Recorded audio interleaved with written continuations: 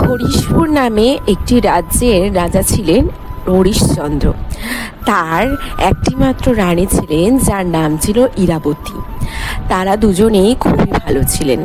তারা দুজনে তাদের রাজ্যকে খুব ভালোভাবে পরিচালনা করতেন এবং তারা দুজন দুজনকে ভীষণই ভালোবাসতেন এবং তারা এতটাই সৎ ছিল যে আশেপাশের রাজ্যের রাজারা তাদের উপর হিংসে করত, কারণ তাদের সঙ্গে তাদের প্রজাদের কোনো রকমের কোনো দ্বন্দ্ব ছিল না।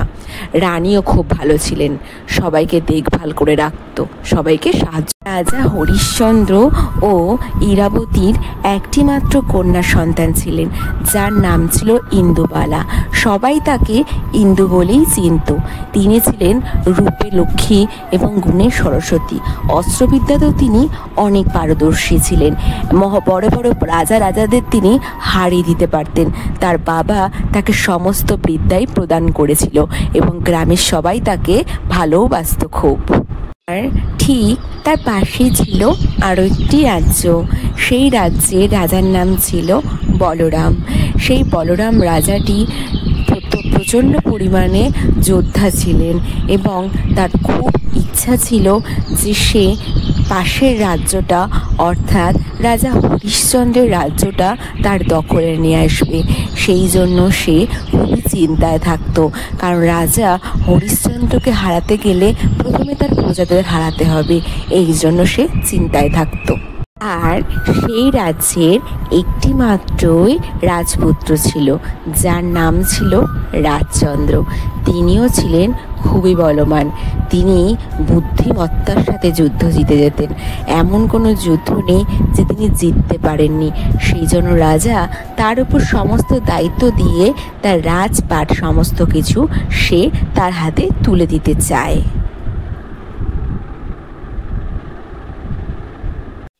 একদিন রাজা রাজচন্দ্র তার সেনাপতিকে নিয়ে পাশের গ্রামটি তারা দেখতে গেছিল এবং রাস্তায় যেতে যেতে সে সেনাকে বিভিন্ন ধরনের প্রশ্ন জিজ্ঞাসা করছিল। হঠাৎ করে যেতে যেতে তারা দেখে যে সামনে থেকে দুজন কন্যা আসছেন। সেনাপতিকে সে জিজ্ঞেস করলো, কন্যা দুটি কে? সেনাপতি বলল, আরও একটু সামনে না গেলে কন্যা দুটি কে সে ঠিক বলতে পারবে না। এবং অন্যদিকে রাজকুমারী ইন্দু তার একজন সখীকে নিয়ে সে গ্রামে গ্রামে ঘুরতে লাগলো, কারণ সে গ্রামে গ্রামে দেখতে এসেছিল যে সবাই ঠিকঠাক আছে কিনা, এবং তার সখীকেও সে সেটাই বলতে লাগলো। আর সামনে দিয়ে দেখতে পেল একজন রাজা তার সেনাপতিকে নিয়ে এদিকেই আসছেন। কে অপরূপা সুন্দরী নারীটি?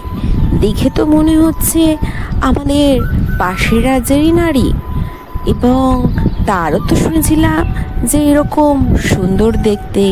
সে যেমন রূপে লক্ষ্মী, গুণেও তেমন সরস্বতী, এবং তাকে দেখতে নাকি খুবই সুন্দর। আজকে তাকে দেখে মনে হচ্ছে যে আমার রাজ্যের কিছু প্রজারা ঠিকই বলেন, সে সত্যি খুবই সুন্দর একটা মেয়ে। এদিকে রাজকুমারী ইন্দু রাজচন্দ্রের রূপে মুগ্ধ হয়ে যায় এবং সে তার সখীকে বলে, এত সুন্দর রাজা সে আগে কোথাও দেখেনি। সে কোথাকার রাজা? সে কি আমাদের এই পাশের রাজ্যের রাজা? কিন্তু না, হতে তো পারে না, কারণ যে রাজ্যের রাজারা খুবই বদমাশ হয় সেই রাজ্যের মানুষজন এত ভালো হয় না এবং এত বলবান ও সুন্দরীও হয় না।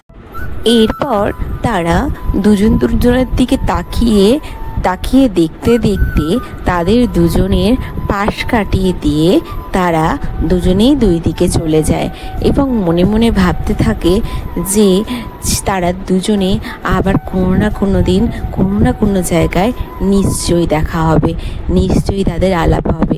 রাজারও ইচ্ছে করে যে তার সাথে আলাপ করতে, এদিকে রাজকুমারেরও ইচ্ছে যে সে তার এই রাজার সঙ্গে আবার কোনো না কোনো একদিন আলাপ করবে। কিন্তু এদিকে রাজকুমারী ইন্দু জানেই না যে সে যাকে পছন্দ করে সে আসলে তার বাবার শত্রুর ছেলে। কিন্তু সে মনে মনে তাকে পছন্দ করে এবং সে বলে যে সে তার বাবাকে গিয়ে তার কথা বলবে যে সেও একটা রাজ্যের রাজা এবং তাকে সে বিয়ে করতে চায়। এই বলে সে ধীরে ধীরে তার বাবার কাছে এগোতে লাগলো এবং ভাবতে লাগলো আজকেই তার বাবাকে সমস্ত কথা সে জানাবে।